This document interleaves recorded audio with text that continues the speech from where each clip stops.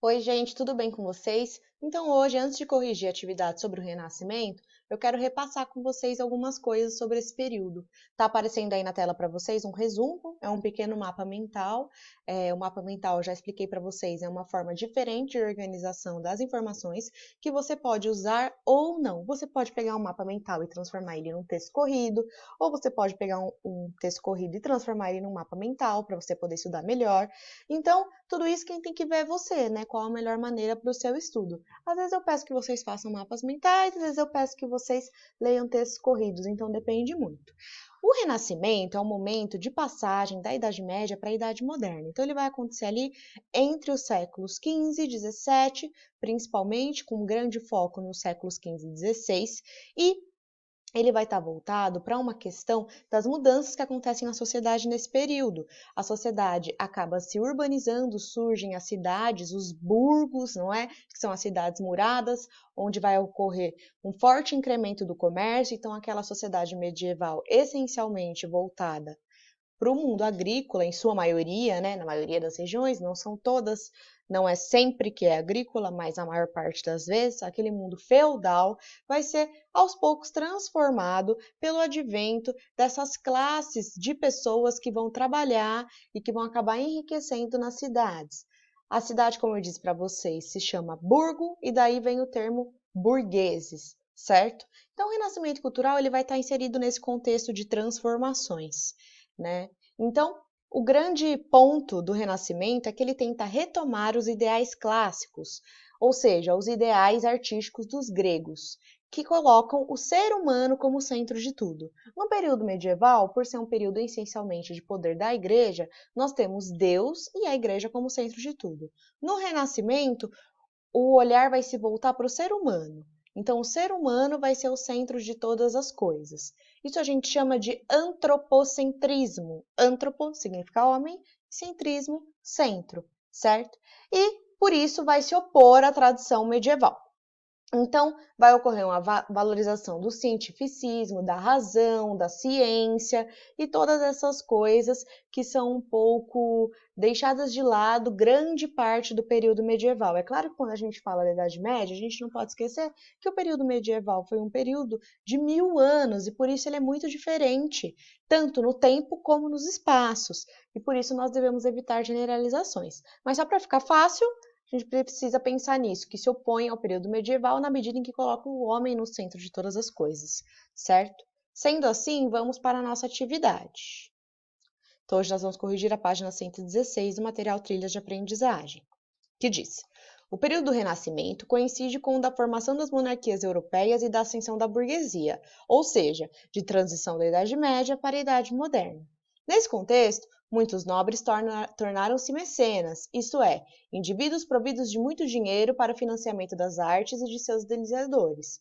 Os mecenas foram responsáveis pelo patrocínio de artistas notáveis, como Leonardo da Vinci, Michelangelo e Rafael de Sanzio. Vamos conhecer um pouco das pinturas da época. Então, os mecenas são os burgueses que financiam esses artistas que podem ser parte da burguesia ou não, muitas vezes eles não eram, para que eles produzam arte para os burgueses, para enfeitar, enfim. O Michelangelo pintou o teto da Capela Sistina, que é a principal capela do Vaticano, da Igreja Católica. Então, não é só para pessoas especificamente que os renascentistas vão acabar produzindo arte, mas também para instituições, prédios, etc. Então, mecenato é a prática de pagar, de comprar, de encomendar uma obra de arte de um artista renascentista.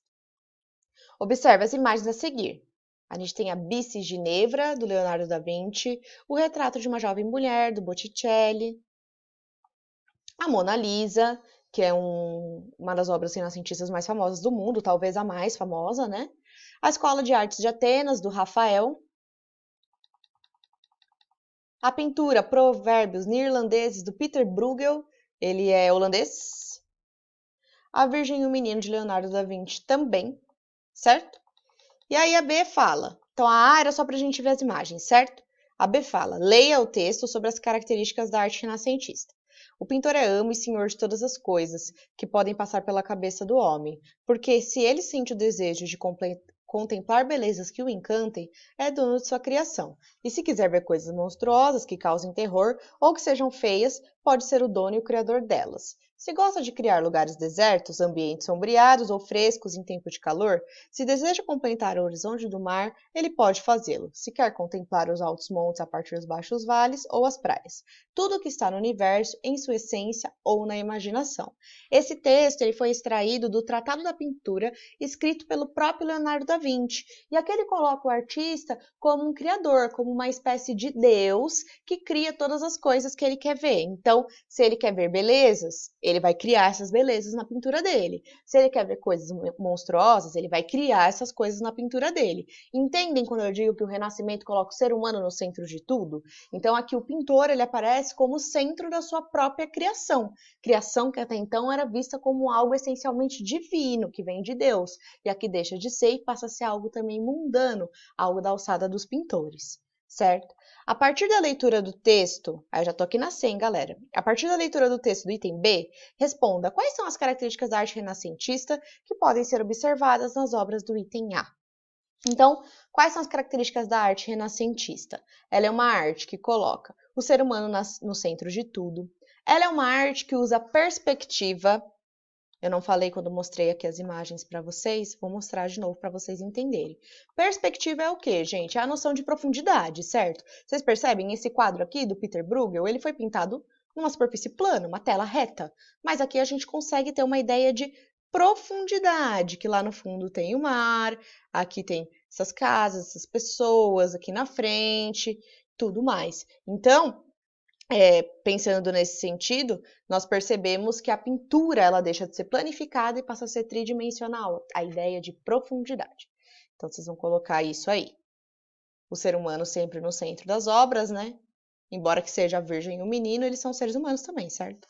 E outra coisa que fica muito clara pra gente, ó, a perspectiva aqui no quadro da Mona Lisa também. Tá vendo que a gente vê uma plantação que parece estar lá no fundo e ela aqui na frente? Isso que é perspectiva.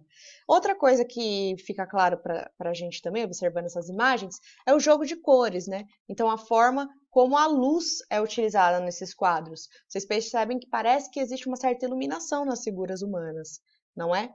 Então, aqui na cena nós poderíamos colocar o ser humano no centro das obras, a perspectiva e o uso das cores como iluminação, jogo de luz e de sombras, certo? Se vocês colocaram algo parecido com isso, não precisa ser idêntico a isso, tá correto também, mas essa é a ideia geral. Vocês sabem que sempre que eu faço uma correção, vocês não precisam ter escrito exatamente as palavras que eu tô colocando, mas sim terem preenchido aí a ideia, né? Terem colocado mais ou menos o significado. Então, gente, era isso. Quem ainda não pegou o Trilhas 2 na escola, pode ir pegar, que a gente vai começar a usar o Trilhas 2 a partir da semana que vem, tá certo? Segunda a sexta, das 10 às 16 horas, está disponível lá. Qualquer dúvida que vocês tiverem, é só tirar pelo Google Sala de Aula, que eu estou disponível. Ah, e é para me enviar a foto lá da correção ou digitar, se teve algum problema, tá certo?